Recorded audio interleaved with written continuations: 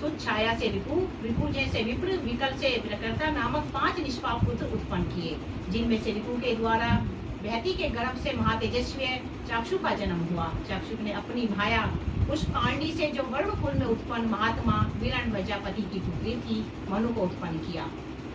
तपस्वियों में मुनिश्रेष्ठ से वैजय प्रजापति की पुत्री नंदवाला के गर्भ से 10 महातेजस्वी पुत्र उत्पन्न हुए। नंदवाल से पुरु पुरु तपस्वी सत्यवान सुचि अग्निहोत्र अतिरात नवा सुरबन 10वां अभिमन्यु महातेजस्वी पुत्रों को जन्म हुआ।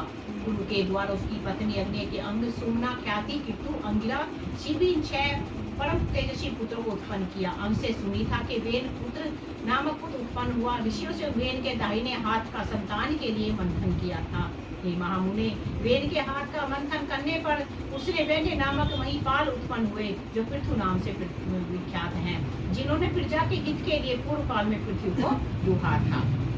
मैत्रेय जी बोले, हे मुनि श्रेष्ठ, परम ऋषियों ने वेन के हाथ में क्यों मथा, जिससे महापरिक्रमी पृथु का जन्म हुआ।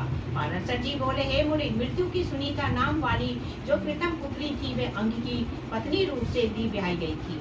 मुनि से वेन का जन्म हुआ। हे मैत्रेय, वे मृत्यु की कन्या का पुत्र अपने महात्मा के दोष से स्वभाव से दृष्ट प्रगति हुआ। उस वेन का जिस समय महर्षियों के द्वारा राजपद का अभिषेक हुआ, उसी समय पृथ्वीपति ने संसार भर में यह घोषणा कर दी, भगवान यज्ञ पुरुष मैं हूँ, मुझसे अतिरिक्त यज्ञ का भोक्ता स्वामी हो ही नहीं सकता। यह अहंकार हो जाता है इंसान, सबसे बड़ा अहंकार है। सब सोचते हैं हमारी बड़ाई नहीं करना चाहता, खुद बड़ाई चाहना भी चाहिए कि हमारी बड़ाई हो, बड़ाई नहीं हो। अपने मन में किसी चीज की भी हमें चाह नहीं करनी चाहिए। इसलिए कभी कोई यज्ञ दान हवन आदि न कर सके।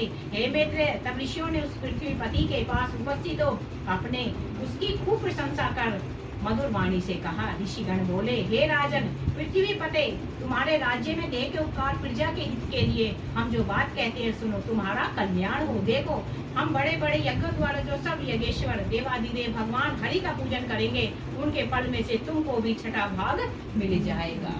आजकल लोग जरा सी भी किसी की भलाई चाहते हैं, इसमें से मेरा हिस्सा बता दे, कितना हिस्सा होगा, मैं तुझे पिलोट दिलवा दूंगा, मेरा हिस्सा बता दे, मैं तेरे बेटे की शादी करवा दूंगा, मुझे बता दे मेरा कितना कमीशन होगा।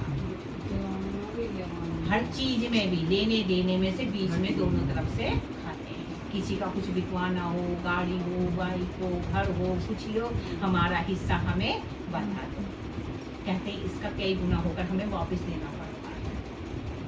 कहते हैं ना, ब्याज पे जो पैसे लेते हैं ना, कभी ब्याज पर पैसे, अरे सेवा करनी तो करके देखो ना, समय रखवा लो, उससे लिख